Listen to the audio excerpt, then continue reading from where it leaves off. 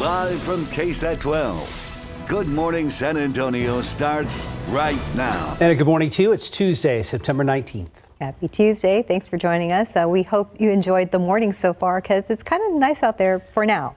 We were leaning fall for a few days, and now we're leaning back into what we've had for seems like months around here. Yes. Mid to upper 70s in the early morning hours. Yeah, a lot of people are, can we not do this? Can we just get into fall already? I'm one of those people. I'm right there with you. It's just not happening yet. So we're going to turn our attention to something more positive. If you got our push alert this morning, we talked about the annular solar eclipse.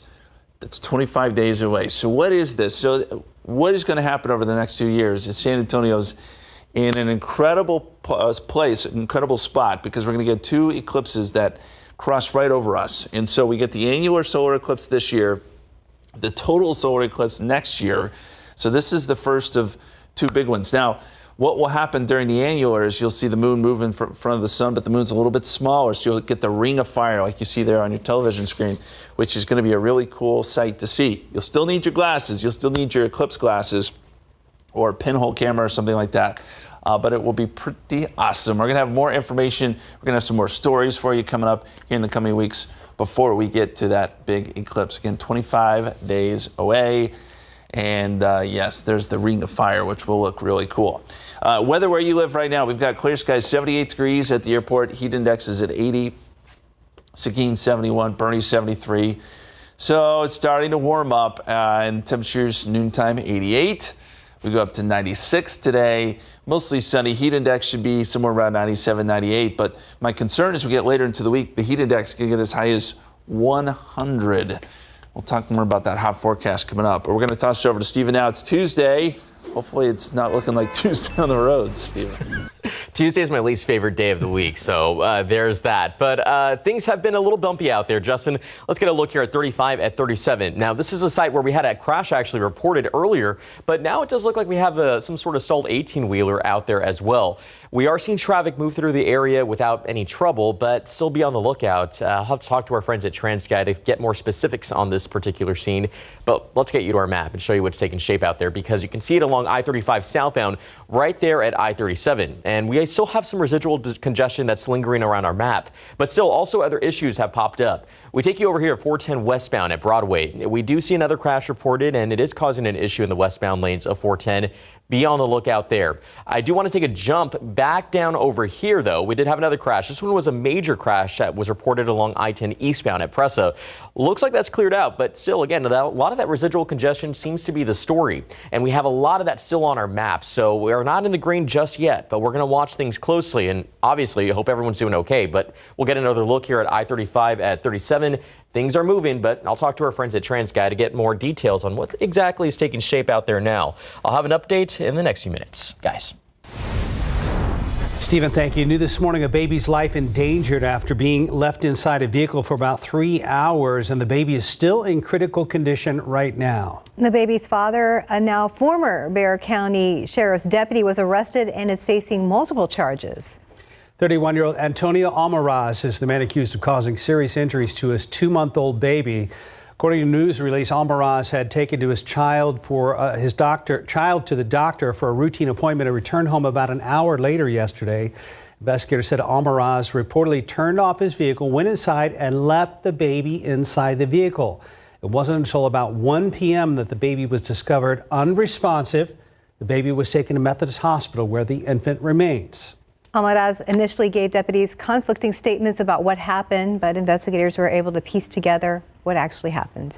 More on that story as it develops. Here's today's 9 at 9. The Biden administration is defending the deal struck with Iran to release 5 American prisoners returning to the U.S. this morning.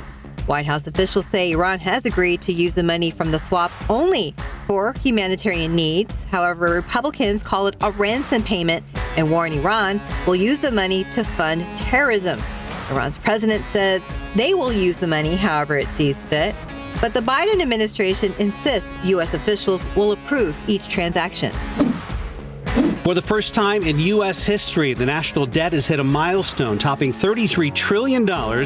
It comes as the nation stares down a possible government shutdown at the end of the month. Unless Congress can pass a dozen appropriations bills or agree to a short-term extension of federal funding at existing levels, the U.S. will face its first government shutdown since 2019. Prices at the pump historically drop after Labor Day, but that's not the case this September. Gasoline prices rose to $3.88 per gallon nationally, and that is the highest so far this year, largely due to oil prices pushing past $92 per barrel. Although the current national average is below the all-time record high of $5.02 in June last year, they are 20 cents higher than they were at this time last year. Talks are resuming this week between the Writers Guild of America and the Alliance of Motion Picture and Television Producers. It comes after a month-long hiatus.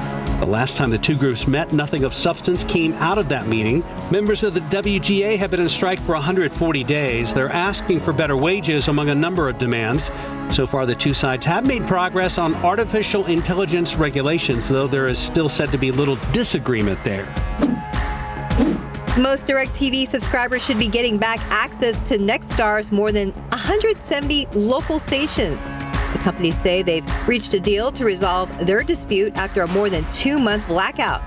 DirecTV says 27 stations it controls but doesn't own are not part of the agreement.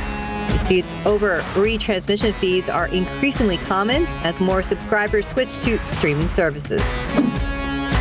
With interest rates up, confidence among home builders is down. The National Association of Home Builders' most recent sentiment index fell for the second month in a row. Interest rates above 7% are putting a damper on home buying plans for a lot of people.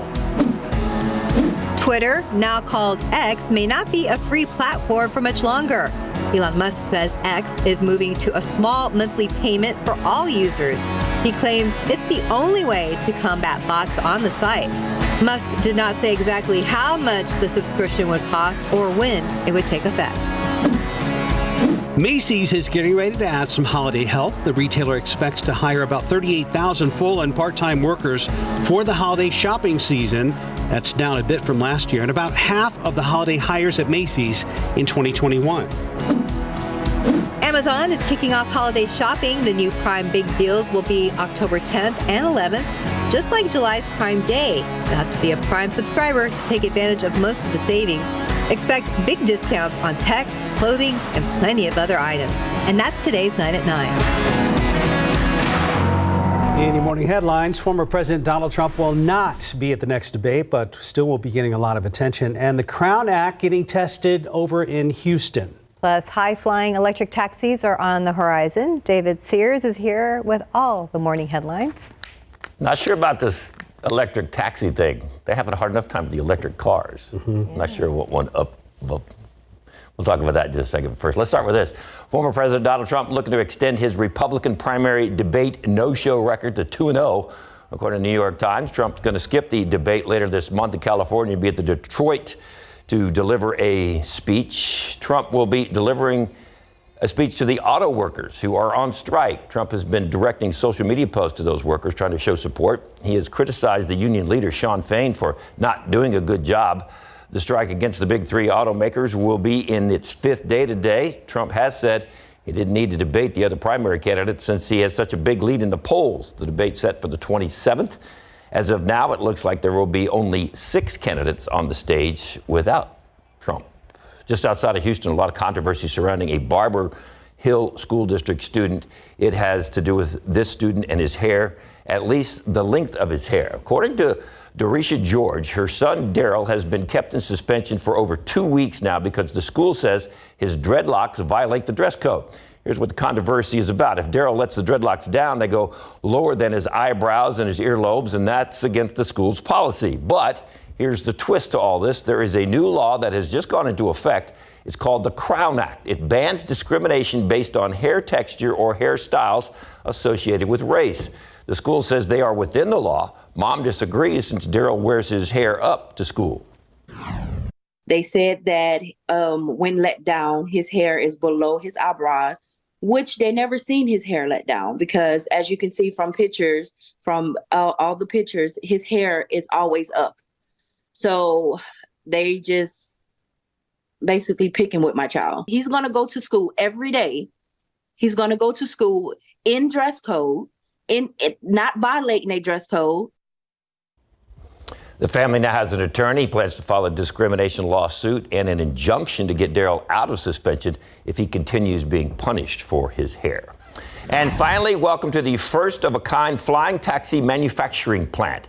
This is in Ohio. Ohio is teaming with Joby Aviation out of California to produce electric planes, kind of like the big helicopters. They will be able to take off and land straight up and straight down vertically.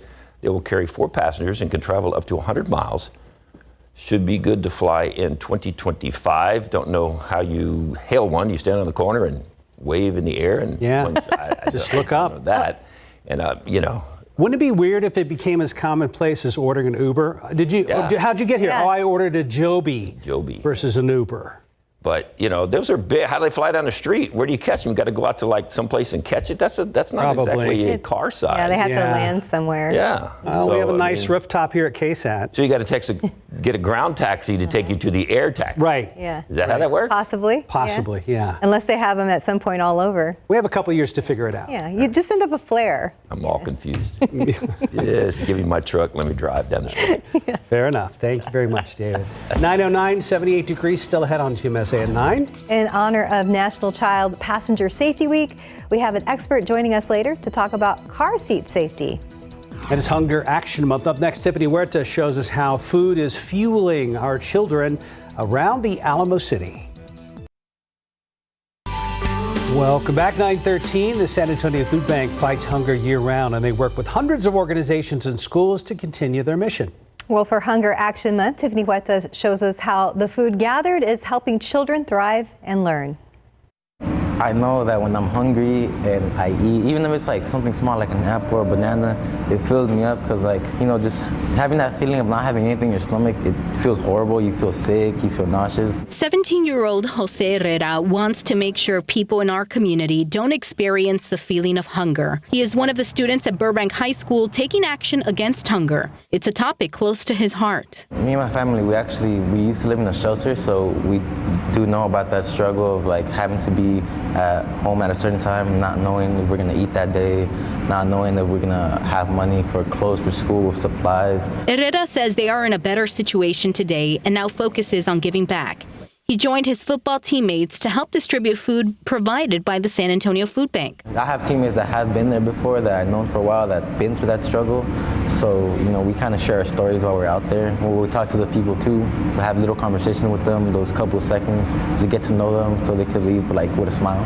Elizabeth Morales, who works in the Office of Family and Community Engagement at SAISD, says the donated food has made a big impact on the lives of the students. We had a lot of students, especially after COVID, that lost a lot of family members that were in charge of the household, and they had nowhere to go. So during that time, there was a lot of services that were provided, and let's deliver to the house to make sure that they actually eat, and that's when we were able to discover so many situations. For Herrera, he is helping in any way he can and connecting with his neighbors. It's different for me.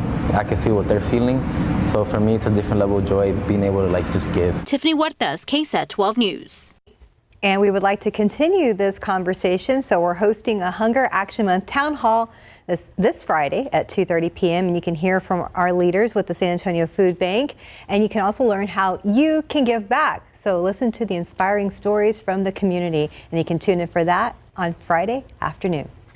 Outside with live cam. Not a bad day out there. I just saw a funny meme. It's Texas has 12 seasons. Justin, you appreciate this. So winter, full spring, second winter, spring of deception, third winter, the pollinating, actual spring, summer, hex front porch spelled a different way, false fall, second summer, which it says we are in now, and then actual fall. That's pretty darn accurate. Yeah.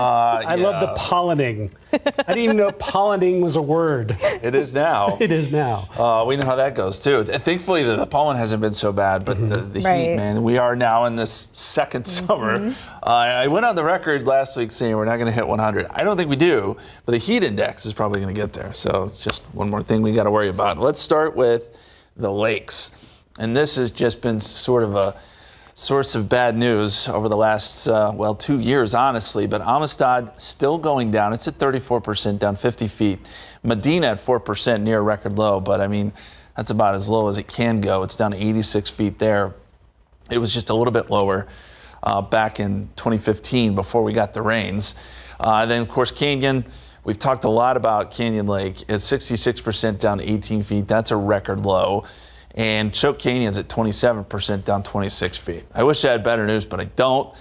The rainfall has been hard to come by. And we look over the last 22 months. This isn't an astonishing graphic, honestly, because we've had 2 months since October of 21 in which we've been above average. April of this year and October 21, that's it.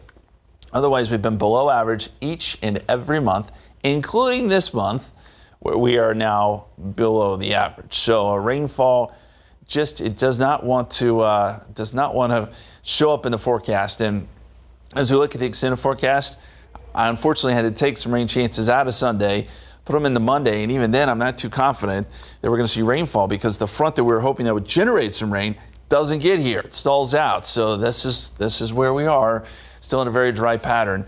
And of course, the question also we've been getting a lot, is El Nino going to kick in? Well, typically it probably will take until winter for that to happen to see a little bit more of a pattern change with El Nino. So not yet.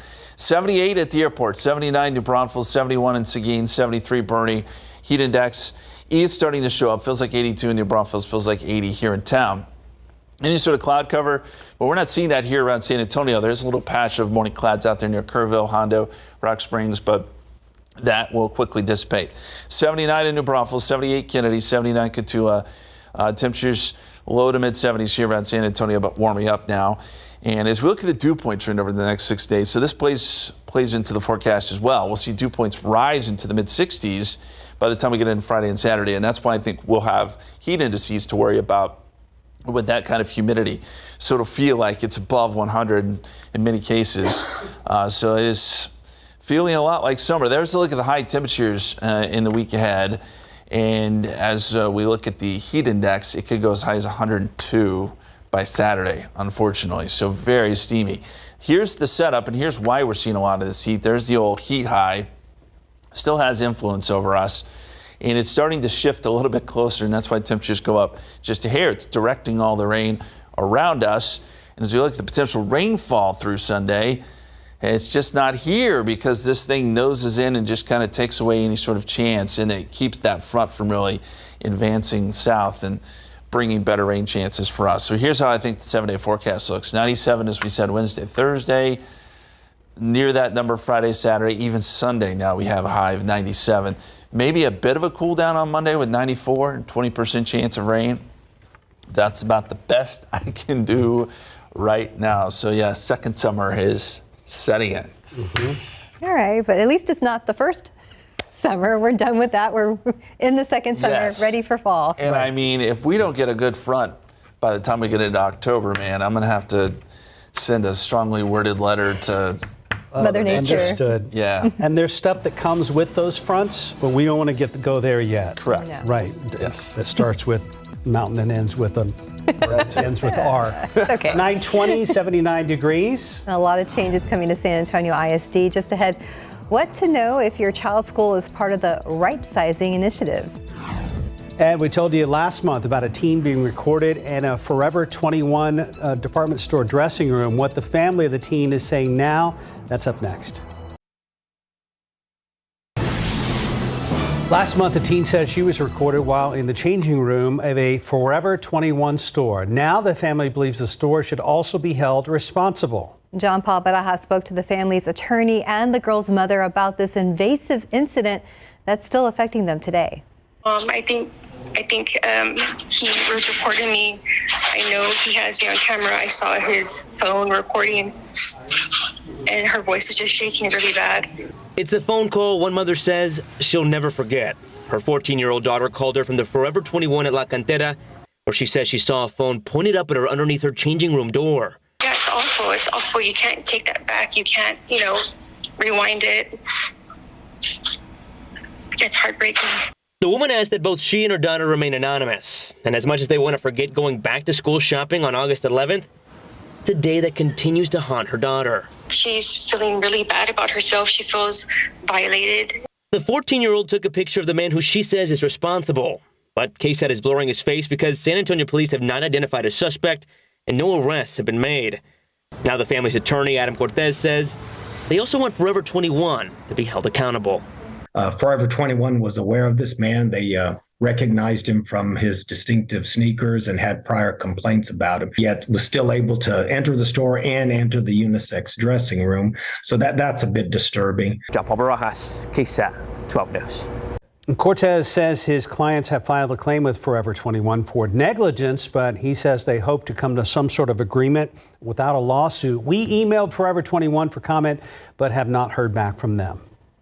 19 schools in total, 17 next school year alone. That's how many campuses San Antonio ISD is recommending to be closed. Now, as part of their right-sizing initiative, the school board also recommended 3 school mergers, 2 grade reconfigurations, 1 relocation, and 1 co-location. As a result of these recommended scenarios, 23 campuses will welcome more students and teachers. Last night, citizens had a chance to address the school board, some pleading that their schools not be shut down. Others were understanding that this was a difficult decision that needed to be made. The next 2 months, staff will meet with communities of those schools that will be most impacted to get feedback and address their concerns. The school board will then vote in November to approve the final recommendation. You can learn more about these proposals at SAISD.net. 926, 79 degrees. There's more ahead on GMSA at 9. More money is to go to the San Antonio airport, what this could mean for travelers.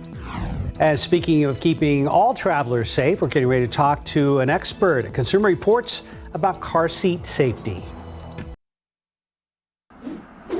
Traffic alert right now, 35 south at 410. We still have this accident working. San Antonio fire out there on the scene, as well as San Antonio police. 2 lanes currently blocked. Traffic is moving through that area, but just keep that in mind. And let's look out there with live cam. Still a nice morning, but we're hanging on though before it gets a little hot once again. By a thread. I mean, we're almost near 80 degrees. At least the skies are blue. We got blue skies. There's that. But the problem with that is temperatures will jump up very quickly. Yesterday we saw some showers pop up. A select few got a nice rain shower, but I don't think that's the case today. It'll be fairly quiet. Temperatures across the state, warm here where we are, 78 in San Antonio. It's honestly pretty warm across the state. Even Amarillo's in the upper 60s now. There's no cool stuff. There's no cold front coming through. And that really is the case most of the week as temperatures really ramp up. Forecast for today, noontime 88.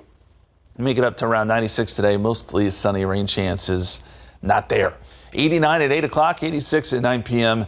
And it is a CPS Energy green day. We didn't want to pass it along. We've seen a lot of yellow days this year. This is a green day, so you can just do your everyday conservation. And temperatures this week will get very summer-like, so we'll see if any of these days get upgraded. But at the moment, looks like it'll be a green day most of the days this week, guys. Thank you, Justin. San Antonio International Airport could soon see changes from infrastructure to more flights. Our Avery Everett explains where the money could come from and how it will affect everybody traveling through our airport. A normal day at the San Antonio International Airport is usually a long day. It winds up being a half a day traveling ordeal versus sometimes almost an entire day. Roger and Rosemary Thompson are traveling back from Atlanta, but they first had to stop in Dallas. Yes, we'd love to see more direct flights. And it's something San Antonio business groups are advocating to change. San Antonio is okay, but has a lot of room for improvement in direct flights. Right now, San Antonio offers 40 direct flights with a nonstop to Philadelphia coming next summer. But the airport says they're hoping to add more soon. It's an ever-evolving effort. Just this week, City Council passed its $3.7 billion spending plan for fiscal year 2024. As KSAT reported, the airport system requested more funding for capital projects than last year. This in an effort to tackle new airport additions. It's a plan to draw in more passengers and eventually more direct flights. The number of people that want to use this airport, this entire region is expanding. San Antonio has its sights set on one specific flight, and that's to DCA, or the Ronald Reagan Washington National Airport. So why hasn't the 7th largest city secured this flight yet? Well, that's because Congress has to approve certain flights to that airport, and San Antonio hasn't yet made the cut. San Antonio is really the gateway to South Texas. Having more direct flight options just increases that economic activity. Starting the expansion is step one. But to the Thompson family, Even though it was, it was not a direct flight, but it wasn't too bad. just hearing the idea gets their hopes up. It comes down to maybe you get a half a day more to spend with your grandkids, and for grandparents, that means a lot to us. Construction for the new terminal is set to start in 2024, with liftoff happening in 2028. For a breakdown of what that expansion could look like, you can head on over to KSAT.com. Avery Everett, KSAT 12 News. For veterans and first responders, opening up about any problems they may be experiencing is sometimes a conversation easier had with someone who can relate to their story. And that's exactly where one particular organization can prove to be more than helpful, but life-saving. Jonathan Cotto spoke with a nonprofit who understands the complexities of service, so now they are on the front lines of healing. My career took me in several different directions, and I saw quite a few challenges that I just wasn't anticipating. Robert Greer worked in law enforcement and was assigned to a Crimes Against Children Task Force and the FBI Cybercrime Task Force. And without going into great detail, there were some cases that just impacted me personally that I just could not bring to a successful conclusion, that it just weighed on my heart. That, coupled with a few injuries and medical conditions, he says, sent him on a downward spiral that it cost him his career, his possessions, and eventually his family. And when that happened, then I was finally ready to do whatever it took to get the help that I really needed. Greer says the help that made a difference in his life came when the Frontline Healing Foundation stepped in. It's a nonprofit organization that serves our nation's warrior class. So whether that be veterans, first responders, active duty military, police, fire, EMS, that are seeking treatment for substance abuse due to their PTS and their line of duty. As a Navy veteran and former law enforcement professional, Jordan says that she also struggled with her mental health. We take care of our warfighters when they go in, and we need to be taking care of them on the way out. The foundation provides funding for individuals to attend treatment programs whose insurance may not cover the treatment or they can't afford it. Poured my heart and soul out to them, told them everything that I was going through, and I was willing to invest in myself because others were willing to invest in me. They can point you towards the people that you really need to speak with, but above all else, open up. That is the thing that will set you free, is just to open up. Reporting front and center, Jonathan Cotto, KSAT 12 News. And if you'd like to see more stories from our Front and Center series, you can just scan that QR code on your screen. It will take you to our Front and Center page on KSAT.com. You can also find them on our KSAT YouTube channel. I don't know if you know this, but one of the reasons we love Jonathan doing these stories is he is a proud U.S. Navy veteran. Yes, thank you for your service as well, Jonathan. 9:35, 79 degrees. You're watching GMSA at 9. Now listen up, gardeners. Up next, how to build your dream trellis.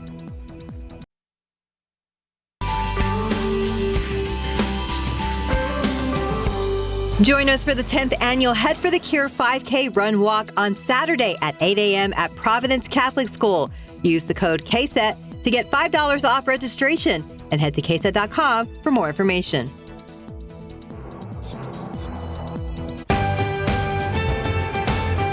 $9.39. If you're thinking about planting tomatoes, a climbing flower vine, or just want a fence covered in greenery, you'll probably need a trellis. Right, in today's edition of Gardening with KSAT, our Sarah Costa shows us how to make our own trellis without spending more than $8. It's time to spruce up your gardens for the fall, and today we are making a homemade trellis. This one cost me $0 to make. Just scrolling through your big box chain stores, trellises can get pretty expensive, and I don't feel like spending at least $40. So let's make our own. You'll need scissors, twine, that box of tacks that's always in that drawer. I had all these supplies, so it didn't cost me anything. If you go to Walmart, you'll spend about $8. For the trellis we're making today, you're going to need a wooden fence or wooden wall, a nice place with good sunlight for your climbing plant. First, put your tacks in. I did a simple design, just up and down vertical lines, rows of 3 for that middle support row, but you can get creative. You can do crisscrosses, or square designs. Take your twine, tie a knot at the bottom row, loop it around that second row for support, and then take it all the way up to that third row where you're going to loop it, cut it, tie it nice and tight, maybe even double knot it. And repeat that step over and over until you have the size of your trellis that you want. This took me maybe 6 to 8 minutes to do, cost me nothing, and I like that it is almost invisible and looks like your vine's doing its own thing, just like that. This passion flower vine isn't just draped over the fence, it's wrapped around those individual trellis lines. And most importantly, we made its own playground to climb. Yay for cooler weather, happy fall planting. I'm Sarah Costa. And it's always a great day to go to the San Antonio Zoo. Let's open up Zoo Cam, where they are busy preening this morning. Do you see all that grooming going on right there? Yeah, they're back in the sun. Yesterday they were headed for the shade, and now maybe they heard that fall was going to take its time, and they're like, okay, well, I guess we'll head back to the sun for now. Yeah, they know the routine. Yeah. They're just hanging out on the beach, just chilling. Chilling. Yeah, it's the sun's coming down in full force now. Temperatures are warming up, and so we know it's going to jump into the 80s here soon. Well, it looks like we already have. We've hit 80. Just happened. Yeah. It just happened. We're also talking about the air quality. We mentioned this yesterday, but the ozone action day is in effect again today. So for those who are unhealthy to ozone or have asthma, usually that's typically who this kind of thing affects. We do want to let you know it's another one of those days where the air quality is not so great with regards to ozone. 78 degrees right now, southerly winds at 8 miles per hour. Dew point is at 69. That number is growing. And that means that we'll see more humidity in the coming days. That also translates to heat index. And we'll see heat indices maybe jump up above 100 later this week. I know that's not what we want to hear, but it just summer does not want to let go. That's for sure. Dew points are near 70 right now in most spots. Now those numbers come down a little bit during the afternoon, but just not enough. So high temperatures today around 96 here in town. Feels more like 97 or so when you factor in that humidity. 97 is the high in Pleasanton, 98 Carrizo Springs, even Kerrville up around 91 degrees today. As we look at the big picture here across the country, there are some showers as you get up to parts of Oklahoma and Kansas, and then more showers around the Chicago area. But still, we're missing that big fall system where you get these lows that drop down in the Rockies and start to spin up and help to create storms and maybe even some winter weather in the Rockies. We've yet to see anything like that with most of the really cold stuff still staying up in Canada. So until we see a significant pattern change, it's going to stay kind of hot and sticky for us. And one of the main reasons for that is the heat high. Now, it's not over us like it has been most of the summer. It's to our south and west, but it does nudge a little bit closer as we get into Thursday and Friday, and that's why temperatures will be so very warm. Now, there is a storm system that drops down over parts of the Pacific Northwest. It looks good initially, but it just doesn't make a good push south and actually goes back to the north and is so far north that it doesn't really help to push a front through. It gets it close by Sunday into Monday, but not enough to give it that good push. And so that means rain probably stays out of the forecast Sunday. We'll leave a small chance in Monday, but this front certainly is not going to cool us down. It's not going to make it through San Antonio. Now let's talk tropics really quick, because we still do have a couple systems out there. One that is potentially developing down here. There's a 70% chance of development, but still looks pretty unorganized. Another area just off the East Coast, there's a 30% chance there. Doesn't look great. Conditions aren't perfect for that. And we've got Nigel here across parts of the Atlantic, and it's kind of an interesting storm. Has a huge eye there, but winds at 85 miles per hour, gusting to 105. It's moving northwest at 13. This will move north and then out near Greenland, becoming extratropical here pretty soon as it moves into colder waters. Now, we're still technically within that sort of that peak of hurricane season, although we're kind of getting on the back end. Still probably going to be active next couple of weeks out in the Atlantic, but nothing that will bring us any rain. And as we look at the extended forecast, 97 Wednesday, 97 Thursday, 96 Friday, more of the same. Fall officially begins on Saturday, but you never know it. 97 Sunday, maybe a chance of some rain on Monday. Will bring temperatures down just a little bit, but not by much. All right. But officially Saturday, we could say happy fall. We can. You can stick the pumpkins out and hope for the best. We'll do that. Thinking about sticking the pumpkins out. Hey, if you want to thank Mary Thoss, U.S. Postal Service now accepting letters for its annual Letter to Santa program. The program helped kids in need have a great holiday, and this is now its 111th year. Kids can write a letter with specific details on what gift they want. The requests are put on a website show. Generous strangers can adopt the letters and send the gifts anonymously. So the letters can be sent to Santa Claus, 123 Elf Road, North Pole 88888. They need to be postmarked by December 11th. And the website USPS OperationSanta.com opens for letter adopters on November 20th. More than 25,000 wishes were mailed in last year, and nearly all of them were answered. I wonder if Attorney Jeff Davis is like, hey, oh wait, that's 8, not 4. Not 4, right. Yeah. They didn't mess with our numbers. Okay. Time now 9:46, 80 degrees. We'll be right back. Car seats are required for babies and young children to protect them in the event of a car crash. And this week happens to be National Child Passenger Safety Week. It's a time to educate parents and caregivers about the importance of protecting their children during every stage of development, from car seats to booster seats and seat belts. So joining us this morning to talk more about car seat safety is Dr. Emily Thomas, Manager of Auto Safety at Consumer Reports. Good morning, Emily. Good morning. Thank you for having me. I'm glad you're here, Emily. All right, two-part opening question. First part, what factors should parents consider when buying an infant car seat?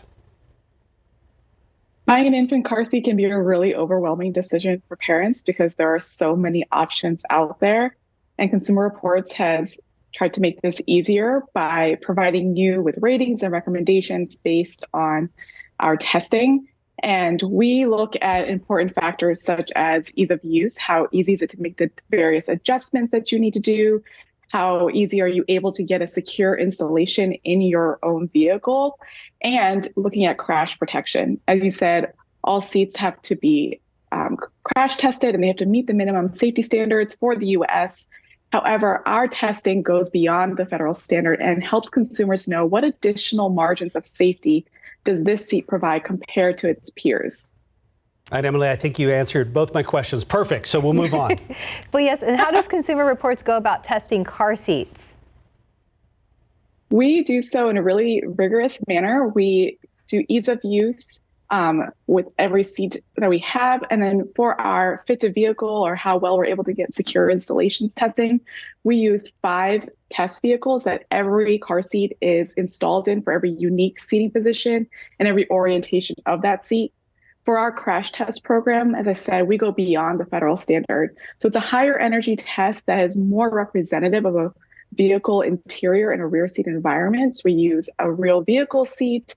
We use a 3-point seat belt or the lower anchors as appropriate. We have a simulated front seat back to help find how that interaction between a child's head in a rear-facing configuration and that seat back, or when they're forward-facing, the interaction between their feet and that front seat back, how does that influence the crash protection of the seat?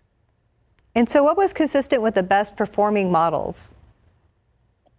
All of our top-rated models perform well across all 3 areas. They do well for our ease of use evaluations. It makes it so that it's easier for parents to use the seat without introducing misuse. It makes it so that in our fit to vehicle evaluations for the lower anchors and the belt installations, you're able to get that nice secure installation in your car. And they perform well in our crash testing. Speaking of installation, Emily, what are some common mistakes that you see when parents are installing a new car seat? Oftentimes, the 2 main areas that parents struggle with are getting a nice, tight, secure installation to their vehicle and getting their child properly harnessed within their car seat. When you're installing with the lower anchors or the vehicle seatbelt, you want to make sure that you've removed all the slack from the installation so that it doesn't move more than 1 inch side to side or front to back. And the reason that is you want that tight install that ties the car seat to the vehicle and really helps it to benefit from the crash management systems of the car. And when you're securing your child in their car seat, you want to make sure that the harness straps are at the correct height for the orientation that they're sitting in. So if your child is rear facing, where the straps go over their shoulders into the seat shell should be at or slightly below their shoulders. If they're forward facing, it should be at or slightly above their shoulders. And you want to make sure that it is nice and snug so that when you go to pinch the harness webbing at their shoulders, you're not able to get any fabric between your fingers. And that helps you know that your child is nicely secured within their car seat and really keeps them protected within the confines of their car seat during a crash. And real quick, tell us about Consumer Reports' new free car seat finder tool. We're really excited to launch our infant car seat finder. It's going to help parents make that decision so much easier for them. It incorporates questions about your lifestyle and your budget, what type of vehicle you have or don't have. And it's a free tool. It's available. It gives you access to our free car seat ratings on our website. And you can find all of that on our new babies landing page, which has tons of great information for parents as they are embarking on this great new adventure. It's at consumerreports.org/babies. All right. Thank you. Emily Thomas with Consumer Reports. Thank you, Emily. Thank you. Thank you. All right, heads up, folks. If you live on San Antonio's south side or you're going to be in that area later today, SAPD's bomb squad is going to be doing some training detonations at the training academy located on Morrison today between noon and 4 p.m. So if you hear loud noises in that area, don't be alarmed. We're hearing there will be multiple detonations, but it's all by design. No panic. And coming up tomorrow on GMSA at 9, it's a brand new Science with Sarah. That's a school visit. So Sarah Spivey and David Sears will be out at Maverick Elementary making butter. Oh, they are making butter. Yeah, they are. I thought they were joking with me earlier when they No, said that. it's for real. Okay. And while that might sound easy with around 70 second graders and David, things could get a little messy. They could. Plus, our brand new KSAT mascot, Mike, will be out there too with some special guests. He was out there at this year's KSAT Pigskin Classic. So it's going to be a lot of fun. Make sure you tune in for that and much more tomorrow right here on GMSA at 9. Going to be a jam-packed hour, Justin. Yeah, that'll I've heard be some fun. behind-the-scenes stuff. Yeah. Sounds like it's going to be fun. Also, butter is my favorite, one of my favorite foods. Well, hopefully they can bring Butter goes you good on everything. You're leftover. not alone there. Okay, good. I feel good about it. That's tomorrow. Excited about that. 96 today, 97 Wednesday, 97 Thursday, 96 Friday. This is not a great forecast. Heat index is probably going to be right around 100 each and every day, especially as you get later in the week and humidity increases a little bit. Fall officially begins Saturday. If we're looking at any kind of rain chance, probably holds off until early next week. And off the top of the show, I mentioned we're 25 days away from the annular solar eclipse, which we're very excited about in the weather department. And then we got the total solar eclipse next year. Okay. And that's the big one in the spring. But there's going to be some solar eclipse festivals even for this one coming up. Oh yeah, there's a lot going on, and we have a list actually on our website if you're interested in going. We'll check it out, and hopefully it'll be cooler by then. Let's hope. Thanks for joining us, guys.